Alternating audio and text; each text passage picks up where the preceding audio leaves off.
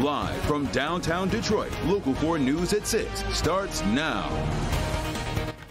Thousands of Detroiters are in danger of having their water shut off, and they have just days to take action.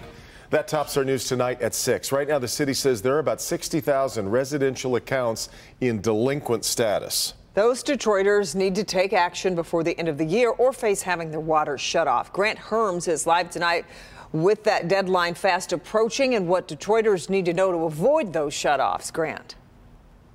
Kimberly, Devin, there are two big things to know. First is that the city has programs for people who are facing a water shutoff on New Year's Eve at that deadline. The other big thing is that civil rights groups are now suing and asking a judge to make a quick decision before the deadline to extend that water shutoff moratorium. The clock ticking on running water for tens of thousands of Detroiters. An early pandemic order to stop water shutoffs coming to an end on New Year's Eve.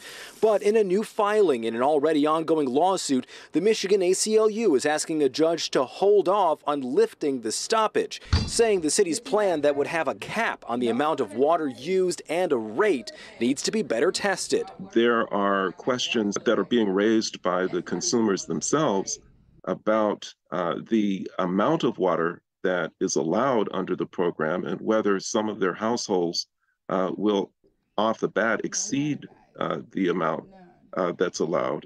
DWSD Director Gary Brown says the goal of lifting the moratorium isn't to harm Detroiters, it's actually the opposite.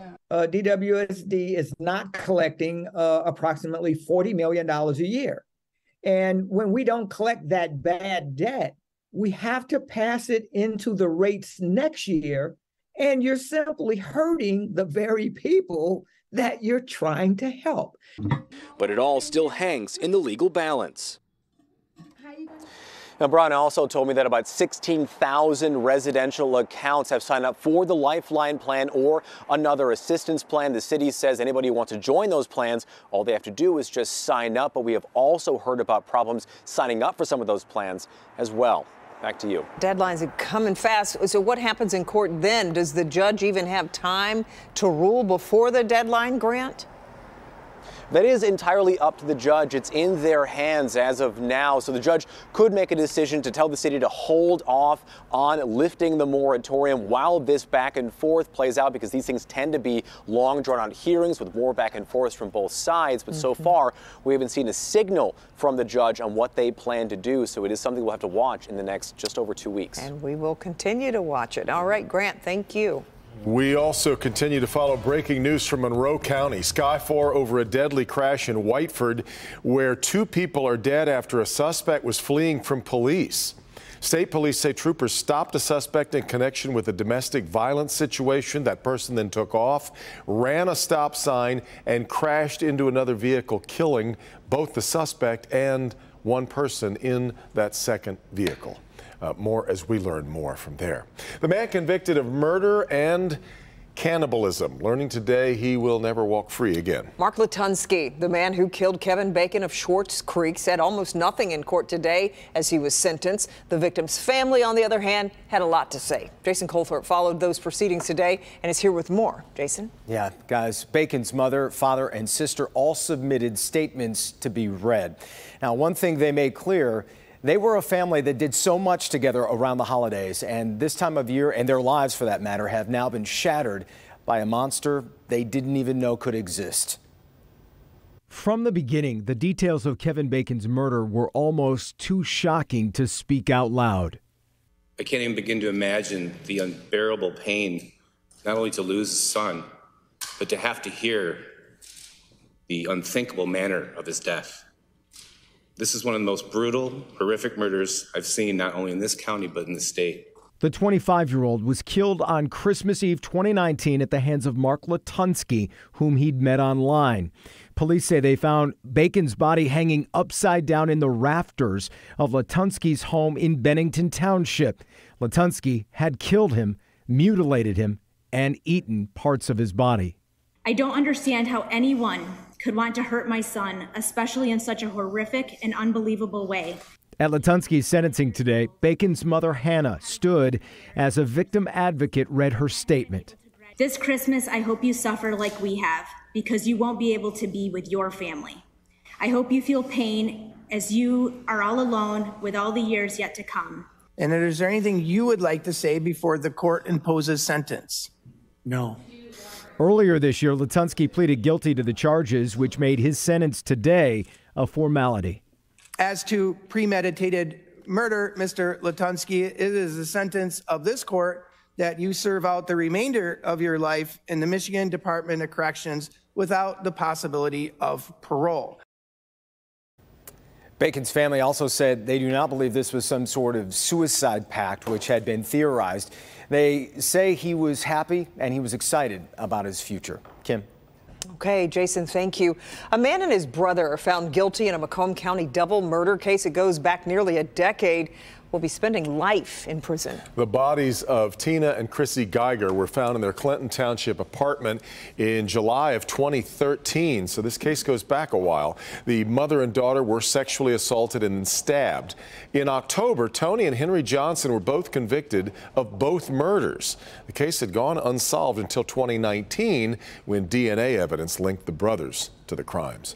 3 men involved in the plot to kidnap Governor Whitmer are heading to prison. Joe Morrison, Pete Musico, and Paul Bellar recently convicted at the state level on charges related to terrorism.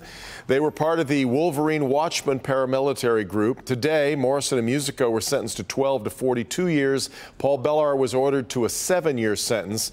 Tonight, we're getting reaction from state leaders. If you want my advice about what to do with men like this, it's simple. Impose a sentence that meets the gravity of the damage they have done to our democracy. I mean, it's not just this effort to kidnap the governor, and I think we know what would come next in the event that that actually occurred. We're talking about individuals that wanted to murder law enforcement and also to kill other public officials as well. The 3 men are guilty of providing material support for a terrorist act and other charges linked with that kidnapping plot that failed. Earlier this month, Aniel Mendez became Detroit's honorary police chief for the day. It was a dream come true for the 4-year-old who was battling a brain tumor. Well, today he was back at DPD's 11th precinct with even more surprises. Victor Williams is live tonight with another day in the Mendez family that they will never forget. Victor. Oh yeah, that is so true, Kimberly. This one is really going to tug on the heartstrings. Neighborhood officers all coming together to show how they really care about people in the community. Let me go, Chief. Huh? Let me go, Chief. Okay, Chief. Oh, you got me. Oh, man. Okay, thank you, Chief. I just think it's amazing that they would even go out of their way to do something for little kids or anyone for that matter. All right, ready, Chief? Christmas came early in the form of one special moment for one special little boy. Chief, coming through.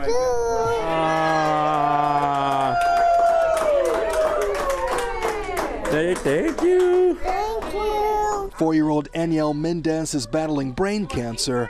You may recall seeing him become chief for a day. Chief, how are you, sir? His father, Jorge, says it's one of his fondest memories. I show him videos of it still, and he trying to remember, and he's like, that's me. Those memories forever immortalized in these Christmas ornaments that now hang on the tree. We decided that from the 11th precinct, we wanted to make sure that you guys had a very Merry Christmas. Shortly after completing his duties as chief for a day,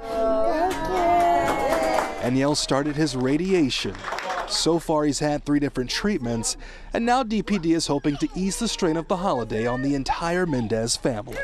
Well, they were told to create wonderful memories for long-term memorabilia for the family. I said, you know what, we got to give him the show. We want to give him an experience of a lifetime. Today, he's being honored alongside his brothers with a luncheon at DPD's 11th precinct with a bunch of gifts under the tree that he'll never forget. You want to show everybody? I know that Marvel was a big character that he loved, so we got him a bunch of different Marvel character toys.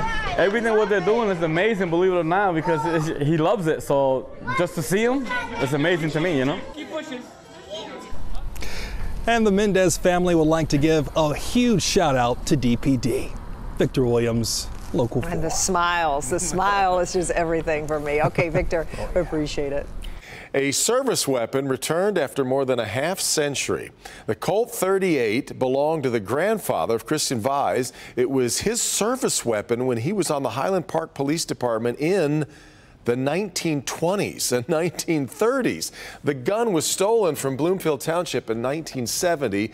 It was recently recovered in Alabama and returned back home. Quite a journey. Isn't it? For a long time, too. A live look now. This is Campus Martius. Beautiful shot there. Christmas now just 10 days away. Yeah. Temperatures were in the 40s this afternoon, so that wasn't bad for being out there skating, but colder air on the way. Brian Sherman in for Kim Adams tonight with some changes coming. Brian. Yeah, that's right, Devin and Kimberly. Changes in terms of temperature and a little bit of wintry weather on the way, not only tonight, but into the 7-day forecast as well. For the short term, ExactTrack 4D radar, clean sweep across southeastern Michigan for the moment, but I am keeping that option open for a little bit of a light rain, snow, wintry mix as we go through the mid to late evening hours tonight. Tower cam from Windsor looking across the river into downtown Detroit. That cloud cover has stuck with us after the rain and gusty winds early this morning. 41 right now here in Detroit, down to 39 right now over in Howell, 40 working over into Pontiac, and 38 right now working into Adrian. Winds continue to slack off, running out of the southwest at about 5 to 10 miles an hour. That cloud cover still much of the state, keeping that into the forecast this evening. But with a very weak disturbance that's going to roll through, I am keeping that option open for a little bit of a light rain, snow, wintry mix after 7 o'clock till about 10 or 11 o'clock tonight. No accumulations expected, but we've got more chances of snowflakes, and some of that snow could accumulate next week. That's in the 7-day forecast. Your complete 4-1 forecast coming up in just a few minutes.